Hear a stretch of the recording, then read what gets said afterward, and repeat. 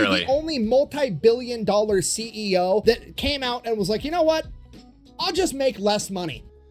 Hello everybody and welcome back to another video. Today we're going to be checking out the most gangster beverage company on earth, Arizona Tea by the Fatfiles here on YouTube, guys. Yes, this one's been recommended quite a bit, I have to say, and I will say too, I have tried Arizona Tea myself. However, given the current state of retardation between our two countries right now, unfortunately I don't know if I can even buy it. I haven't actually looked. Maybe I'll go down to my local corner store sometime and actually see if I can purchase a nice can of Arizona Tea. This shit is fantastic, tastes delicious, and it's also very, very cheap if I recall too. Now, it's a bit more expensive here in Canada, just, you know, by the way our economies work, but you know, either way, it's still very cheap as a beverage, and it comes in those big cans too, and I have to say, for what it is, delicious tea, delicious tea. So I am interested actually to learn a little bit more about this product. This is a product that I have tried before, so you know, I don't actually know anything about it. I don't know about the maker of it. Much like the Starbucks video, I'm sure this is going to be kind of a video going into the innards of the company and actually seeing how it was developed, how it was made, and how it still continues to operate, especially at those low costs. As I mentioned, I'm going to be interested to find that out. So yeah, if you guys enjoyed the reaction, hit that like button, subscribe for more content from me, of course. Leave your recommendations down in the comments below, and without any further delay, guys, I say we get right into this video. And I did notice too that YouTube actually got an update. The interface is actually different today. It's like, what the fuck? But yeah, captions on, we're liked up, full screen. Without any further delay, guys, let's get it. All right, this is easily the most requested business for me to look into. Interesting. Today we're talking about Arizona Tea, and I think the reason so many people have requested this is fairly obvious. Clearly Arizona is up to something, selling these giant cans of tea for 99 cents, which right out of the gate feels weird, but then it gets even weirder when you realize that they've been selling that same can of tea for the same exact price since 1992. That's very impressive too, and I just want to like say here in Canada, I believe it's like $1.50, $1.75 here in Canada, unfortunately, but 99 cents in America for that giant can of tea. Oh, that's juice, man. That's actually great value. I simply don't know how you could ever complain about that. Selling that same can of tea for the same exact since price 1992 is crazy. 1992. Okay, inflation has gone up 124% since then, meaning that if they just wanted to maintain everything, that can of tea should cost at least $2.24. Yeah. Okay, bear in mind, we live in a world where as of 2021, the Dollar Tree is now the $1.25 tree. Okay, the only other product that is sacred is the Costco $1.50. It's the $2 tree for us. And to make that even kind of feasible, Costco had to go out and buy 2 hot dog making factories, and they still lose money on it. Okay, the only reason Costco's staying in business is because they make so much money on all the other things they sell, they can just afford to take a loss on the hot dog, which makes the Arizona Tea can absolutely insane because it's the equivalent of Costco only selling hot dogs. They have to be losing money. It doesn't even seem feasible. They're clearly up to something, and we're going to get into it right after a word from our sponsor. This video is brought to you by Rocket Money, your all-in-one finance app that's going to help you cancel subscriptions, lower your monthly bills, and overall manage your money better. Rocket Money covers pretty much everything. They will let you monitor your credit score. They help you manage your budget by letting you see all of your expenses in one easy location, and then if you want them to, they can actually go in and help negotiate a lower price on some of your bills, like your cell phone, for example. And they don't just save you money by negotiating down some of your bills, they also help you identify and cancel a bunch of subscriptions that you probably didn't even know that you had. That's super and this is my convenient. favorite part because me and my wife, mostly my wife, has a horrible habit of signing up for free trials on apps and then forgetting to cancel. But luckily Rocket Money's here to let me know that I've been spending $7.99 a month every month for the past 3 years on some photo editing app that my wife used one time for an Instagram post. Oh my god. Yeah, babe, what's up? How many guns did you buy this year? That's irrelevant. Wait, what? You can't ask that. I'm talking about you right now. Did you bug my office? A, don't worry about it. B, keep my name out of your mouth. All right. Yeah, I'd start feeling into your desk and love you. in the electrical wires and shit. That could have went better. Anyways, if you want to take control of your light finances socket today, go check out Rocket Money. I will have a link in the description down below. Let's get back to the video. There's a baby monitor in my office. All right, our story begins with the... I will say though, real quick, go check out Rocket Money and use his code if you plan on using that service. Never heard of that service before. Sounds actually pretty useful, I have to say. I'm always a big advocate of cutting down on subscription costs, telecommunicative costs, anything, right? Anything to save a little bit of money. Pretty frugal that way. I try to be at least. So yeah, I mean, go check that out. That sounds like a great service. Wow. There's a baby monitor in my office. All right, our story begins with the owner of Arizona Tea, John Voltaggio. In the 1970s, he was a truck driver for an alcohol distribution service. Essentially, he was driving a truck around the city and he would deliver all the alcohol to convenience stores and gas stations, and he did that for years. After doing this for years, him and his co-worker John Farolito decided they're going to start their own distribution service. However, as I'm sure you can imagine, that's a very tough business to get into, and initially the only clients that they could get were all the convenience stores and gas stations on the sketchy part of town that nobody else wanted to deliver to. But they did it anyways. Then after they had a fairly successful distribution service, they figured, hey, we're already carrying all these different types of beverages to deliver them to all the convenience stores, and we have those relationships. What if we started our own brewery and started making our own alcoholic beverage, and then we could just have one more product to be able to offer all these clients? So they did, and that was fairly successful also. So now that they have their own alcohol, they have to figure out how to market it. And this is where John Voltaggio really figures out how to market a product, and he looks around at all the other successful products in the alcohol market in the 1980s. And let's just call a spade here. The 1980s is the pinnacle of the sleazy advertisement era, okay? I mean, we've got Camels trying to sell children-flavored cigarettes, and we've got every alcohol company on the planet desperately trying to convince you that if you drink fucking Bud Light or Coors Light or whatever, a supermodel is going to be attracted to you and your beer gut. So John Voltaggio learned... Yeah, you're going to have fucking 3 blondes, you know what I'm saying, in high heels, just on you at all times. 24/7, especially if you smoke Marlboros, you know, hell yeah. No, but either way, you know, but yeah, no, advertising in the 80s was insane. And what a crazy time. I would say fantastic time. A lot of weird shit happened in the 80s too, but I wasn't alive then, obviously, but you know, watching like films from that era,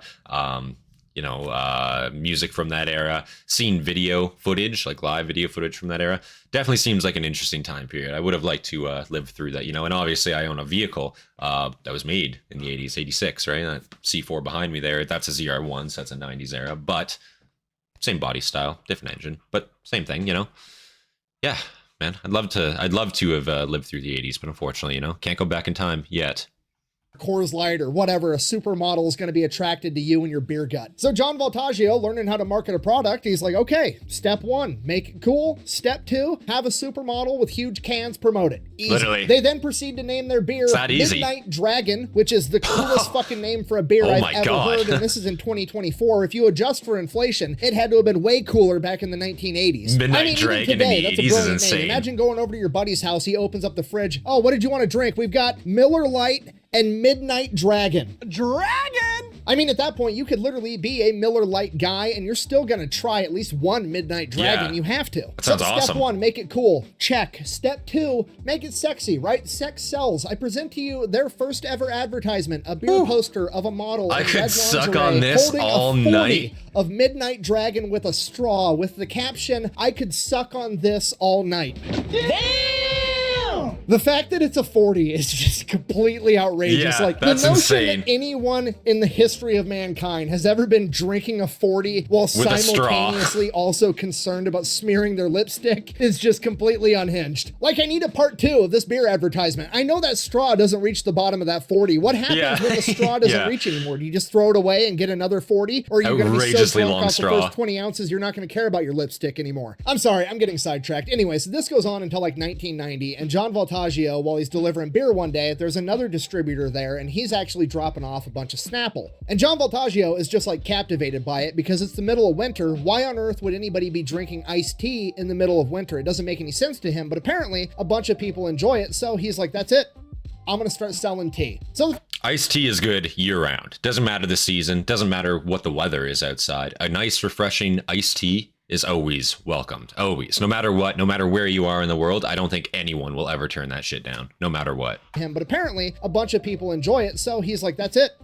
I'm gonna start selling tea. So the first thing Don has to figure out is the proposition, right? Why would anybody drink his tea over Snapple? Snapple's already an established brand. So he starts to thinking on how he's gonna set himself different, how he's gonna set himself apart, how he's gonna be better. Now, I'm just guessing, but I'm assuming at this point, he refers back to all of his experience, all of his knowledge, all of the lessons that he's learned from marketing and distributing beer over the past decade. And when you distill all that knowledge down, he knows that you have to make it cool and you have to make it sexy, right? Because sex sells. The problem is, iced tea isn't exactly an adult beverage. There might be a lot of kids drinking this beverage too, and having some model with huge cans marketing it might be a little aggressive for something that children might be drinking, and then it hits him.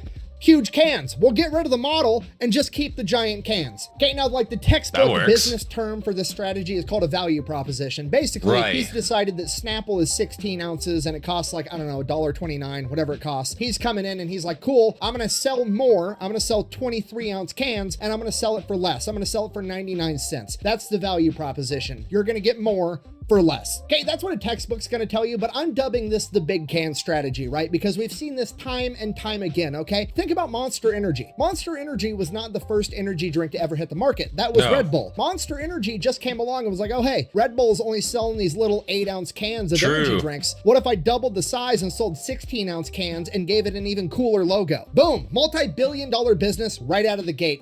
And the birth of diabetes in America and the Western world. Yeah, no, basically, but I did see, and things like that, like I think there's a very big difference between like iced tea and energy drinks. I feel like they're honestly almost, and this is, I know it's not going to happen, and I know it's like outrageous to even say this, think this, and I don't think it should be, but there almost should be a cap on how big energy drinks should be, because that shit is just straight cancer for you. You know what I mean? Like it's not good for you, and it's not good to be consuming fucking 4 16-ounce cans in a day, or bigger. They make them larger, right? So I don't know. If that's just my opinion. I drink an energy drink on occasion, but I'm not a big advocate myself. You know what I mean? Literally, I think the last time I had one was maybe a year ago now. At this point, year and a couple months at least. I don't drink them very often at all, but yeah, no, iced tea, bigger cans, 99 cents. You literally can't go wrong. You're undercutting everybody. Maybe you're not making much per can, but shit, at the rate you're going to sell them for 99 cents, you're making that money back easily, I figure.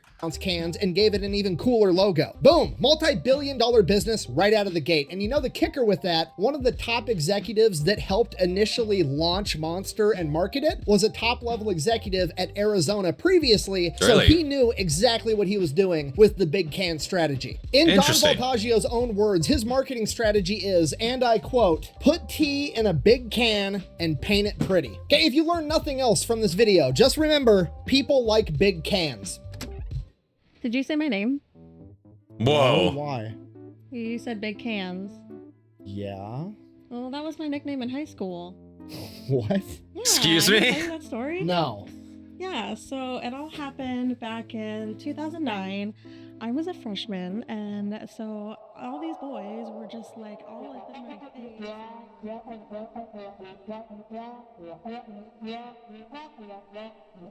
I'm like, sorry, what? are you paying attention? Yeah. No, I heard all Great listener. Okay. Sorry, anyways, we've Holy got the shit. business model. Classic I just value watched right there. proposition, give more for less. That's Super awesome. simple, easy to market, great, tried and true business strategy. Next thing, what are we going to name the company? So Don's thinking on it. He goes back home to his wife and he's looking at his house, and he lives in this like Spanish colonial, or sometimes referred to as Santa Fe style home. And he's like, cool, I'm just going to call it Santa Fe tea. When you think of tea, you think of hot, the desert. Santa Fe is perfect. We're going to slap Santa Fe on the can. He does a couple of designs. The word Santa Fe just, it doesn't look right. It doesn't fit. So he's like, fuck it, I'm just going to say Arizona tea. Don's never even set foot in Arizona, but he's like, it's fine. We're just going to call it Arizona tea. It'll be good. Sounds good to me. Okay, next thing, got to make the cans cool. Don's wife volunteers. She's going to design all the cans. Perfect. That's cool. We got everything we need. So now Don and John Farolito are going to go to the bank, get a loan, and start their tea company. The bank hates it. They think it's a horrible, stupid idea, but they reluctantly end up giving the loan anyways for a couple of reasons. One, they're already successful businessmen. They already have a ton of money in collateral. And B, sometimes you just got to bet on the player and not the game. So the bank, while they were wrong, they ended up making the right decision and loaned them the money to get started. So 1992, Arizona tea hits the shelves for the first time, and I'm curious too. I don't know if the numbers are public, but how much was that initial loan for? I know obviously, again, they own their own distribution company. They definitely had the capital behind them to probably start this business up, but you still want a loan, at least a line of credit, so that you have something, right? At least a little something extra. I wonder how much that initial loan was for, just what the startup of that was in 92. But let's keep watching. Decision and maybe loaned them the money to get started. So 1992, Arizona tea hits the shelves for the first time and pretty much is immediately outrageously successful. And from here, it's pretty much 3 decades of Don Voltaggio being a fucking gangster about absolutely everything. Don wakes up one morning, decides he wants to start selling giant 1-gallon jugs of tea. He starts making the tea, takes it to the distributor. The distributor's like, hey, this is never gonna sell. sell, at which point Don is like, cool, you're never right about anything. Go ahead and put it on the shelf anyways. We'll see what happens. Now it's in like every grocery store in America. Literally. He decides he wants to come out with a new flavor of tea, honey and ginseng green tea. Oh my and then God. he has his wife design this beautiful can, at which point he takes a bunch of criticism like, hey, men are never going to drink that tea because it's a girly colored can. At Shut which the point fuck he's up. like, fine, I'll just sell it to women then. Fast forward a decade later, it's their best-selling flavor and probably one of the most iconic product designs of Literally. all time, and it's all Yeah. because he had his wife's back like a complete badass. He would also get a bunch of shit because he wasn't It's a doing cool any can. marketing. Like, Looks he had nice. no marketing department whatsoever, to the point that whenever companies or interviewers or news sources would ask, you know, hey, how big is your marketing department? He would reply, pretty big. About 6'8", in fact, referring to himself because he was the only guy that did any marketing, which on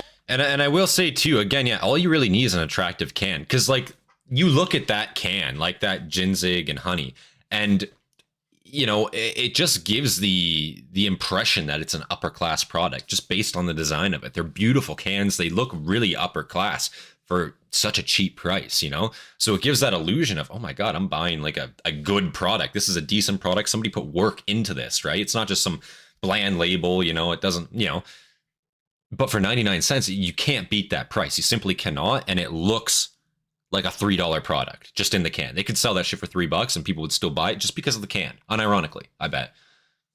It's a good idea. It's a great idea, in fact. 6'8", in fact, referring to himself because he was the only guy that did any marketing, which honestly wasn't much. They weren't worried about product placements and being a Super Bowl commercial and all this other dumb shit that all the other brands do, because Don knew that he had the value proposition on his side. He knew that he was selling more tea for less and he was putting it inside of a cool can and the product would sell itself, and he was absolutely right. Okay, fast forward to 2008, Arizona Tea is huge. They have their own factory, everything's paid off, they're making a ton of money, they're the #1 ready-to-drink tea brand in the country. At this point, the company is worth over $1 billion, and John Farolito, who over the past decade has become more and more of a quiet partner as Don just kind of took everything over and John just got to, you know, reap the rewards, he comes out and he's like, hey, we could literally sell this company and make billions of dollars and just be retired billionaires that wake up and do whatever the fuck we want all day, every day. We should sell the company. To which Don was like, no, absolutely not. I'm not selling this company because if I sell this company, what are my sons going to do? Both his sons were his top level executives with him, literally his right and left hand man. And he knew that if he sold out, he wasn't going to get to hang out with his sons. That's like a fucking mafioso, like kingpin photo, dude. And I mean that in like the best way. That looks awesome. Good for them, man.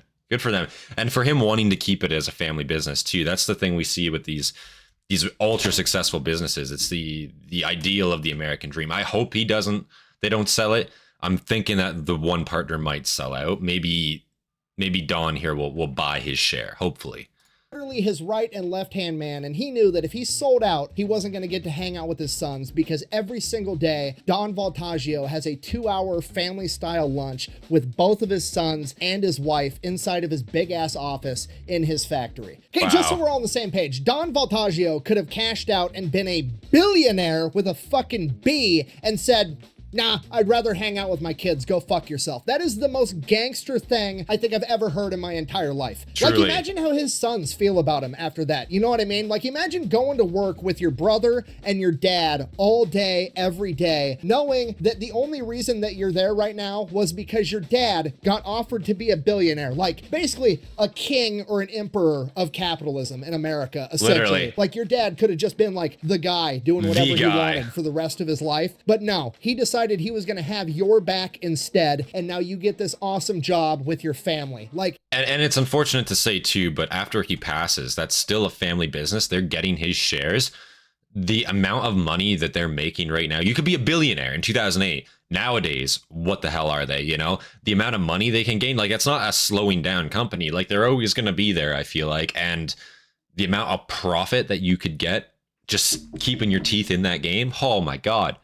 Oh my God, trillionaires potentially. I know that's a bit of a stretch, but come on, like, you know what I'm saying? Like, you could be a lot more than just a basic billionaire, tens of billions, hundreds of billions potentially in your pocket alone. Crazy shit, man. Crazy shit. He was going to have your back instead, and now you get this awesome job with your family. Like, It's dad goals to a degree that I didn't even know existed. So Yeah, this obviously that is leads to really a little cool. bit of a falling out between Don and John. John obviously wants to sell. He wants to take his money and run, which kind of understandable. So he's like, you know what? Fine. Don, you keep your half of the company. I'm going to take my half and I'm going to go sell it to some investment firm or something, and I'm going to get my money and I'm going to retire. To which John Voltaggio is like, no, you're not. Absolutely not. You are not about to sell half of my company to some investment firm that's going to want to take it public, and then an army of MBAs is going to march in here and try to tell me how to run my business that I built from the ground up when none of them have accomplished anything at all. Okay, I'm worried about taking care of my employees and my family and putting a lot of tea in pretty cans, and Hopefully these he MBAs are buys going to march in here John's and they're share going to be there. worried about one thing, and that's getting a return on their investment, which is a fancy way of saying they're trying to make money for doing fucking nothing. Literally. So Don and John go to court and battle it out for the next 8 years. They reach a confidential agreement outside of court. Nobody knows what it was. Nobody knows the terms. Nobody really knows what happened. All we know is that John got paid out $1 billion, and now Don Voltaggio owns 100% of Arizona Tea as of 2015. So Okay, clearly, good. they just paid out $1 billion. It's been 23 years. They have to raise the price of the tea, right? Absolutely No. not. Don is 100% $1 billion? against it, and he's going Fuck to do that. That's anything peanuts, and dude. everything he can to not raise the price of the 99-cent can. What on earth could his reasoning possibly be? You know, I'm just going to let him tell you. Why not increase the price and therefore increase the profit? We're successful. We're debt-free. We own everything. Why have people who are having a hard time paying their rent have to pay more for our drink? Wow. Maybe it's my little way to give back. This dude's just a complete gangster. That's awesome. I don't know what else to tell you. That dude literally has woken up every day. And that's where you see, like, you know, you see small time people being ultra successful, and you see the humbleness shine through. He wants to keep it 99 cents because he recognizes, man, times are tough. They've always been tough, you know? And so people having to spend $2-3 on a can of tea, why do that? You know, I know when I go, for example, I'll go to the convenience store, I'll buy a Gatorade. That shit's like $4.25 for just a bottle of Gatorade now. You know what I'm saying? This is $1.75, I think it is here in Canada, $1.50, something like that. I think the last time I saw it, again, I don't even know if we're able to sell it anymore now here in stores, unfortunately. But what a great guy, you know. And again, if this went public, if this was sold out, you would not have those prices. You would not have that loyalty to the customer like that. You know what I mean? And that's what it should be about. It should be loyalty to the customer. They built you, you know, and you're debt free. You're only making money still. I wonder how much the margins are, like the gain per can. It can't be much anymore. It has to be only a couple cents, maybe. Hard to say. Let's find out. To give back. This dude's just a complete gangster. I don't know what else to tell you. That dude literally has woken up every day for the past 3 decades and just told inflation to go fuck itself. He's literally the only multi-billion-dollar CEO that came out and was like, you know what? I'll just make less money. That is completely unprecedented, okay? Like, I love capitalism. I already am a billionaire. I think it is Who gives a the greatest fuck? system that humans have ever come up with. That being said, it's got a ton of shortcomings, and it would be so much better if everybody acted like that. Yeah. Buh! This is all a complete lie because last time I saw one at the gas station, it was over $1. Buh! Yeah, that does happen. That's actually the local store that you're Yeah. at, marking the price up higher than MSRP. Arizona Yeah. Tea still sells their product below $1 and recommends that they sell it for 99 cents. If other companies raise it more than that, Arizona can't really do anything about it. So yeah, if you're not picking up And what I'm putting down on that makes sense too, and it just makes sense by the case of, like, depending, right? If it's a small local gas station, it's family run, maybe to get the amount of product in their store, usually they have to pay more for it, you know, to get that shipment directly to their store in a smaller batch. You know what I'm saying? It's when you're buying it in mass bulk, then you can get that price really low. But when you're only buying, like, maybe a pallet of it, let's say, versus 10 pallets of it, your price is going to be, unfortunately, more. So they have to mark that price up to still make some money themselves as that local family-run convenience store. That makes sense. That's not unreasonable at all. if other companies raise it more than that, Arizona can't really do anything about it. So yeah, if you're not picking up what I'm putting down, I'm trying to tell you that your local convenience store is scalping tea. Sometimes. It's the world we live in. So other than Don simply being willing... Again, I want to use the example here in Canada for that. It's not really... Because again, here in Canada, right, we have places, gas stations that are fucking in the middle of nowhere. Like, genuinely in the middle of fucking nowhere. There's no reason.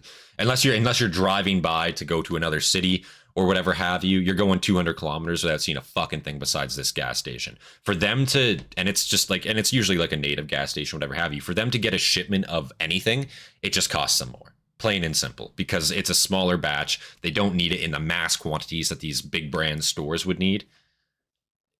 In America, now again, in America, I can't speak for that. Potentially, yeah, absolutely could be scalping. I can't speak for that. Here in Canada, that's the reason. That's, you know, I just want to make that distinction known. Helping tea.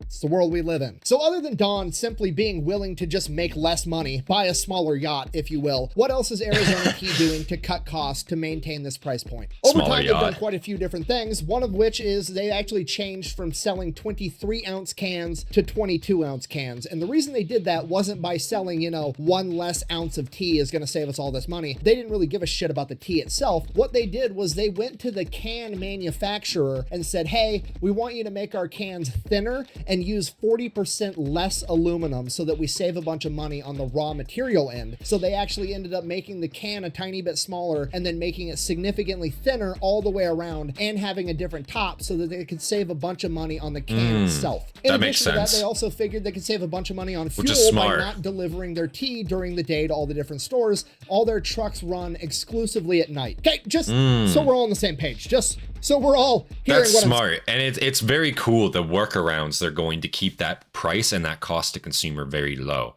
And it's not even really like workaround, like it is workarounds. It's smart workarounds that make sense. Sure, you got to make some sacrifices as a business, but for the raw material end, like that's just something every company should be doing, reducing their cost of material, and therefore the cost of their product just in general will go down. At least their cost to produce. They might still sell at the same price, but at least at minimum, they're making more money for themselves. So it just kind of makes sense to like do that overall. And running their trucks at night, again, very small, no traffic on the roads. They can just get in, get out, do their job. You're not stuck in endless traffic all day. Yeah, absolutely. And it's great to see this. It's great to see a billionaire go out of his way, take these initiatives to keep that cost to consumers so low. I find that amazing. You know, I would really, you know, great shit there. Great shit. I give him a round of applause. Exclusively at night. Okay, just so we're all on the same page. Just so we're all hearing what I'm saying. In order for Arizona Tea to maintain their cheap price point for the rest of us, they're also going to make us suffer by reducing the amount of traffic. This might be my favorite company on the planet. They need to add that to the marketing, honestly. Big cans, pretty, there's less fucking traffic, okay? It's Truly. a trifecta. Okay, do you understand how crazy that is? Like, before, they were just saving you money. But now, in order to keep saving you money, they're also being forced to save you time, okay? It violates the laws of physics somehow.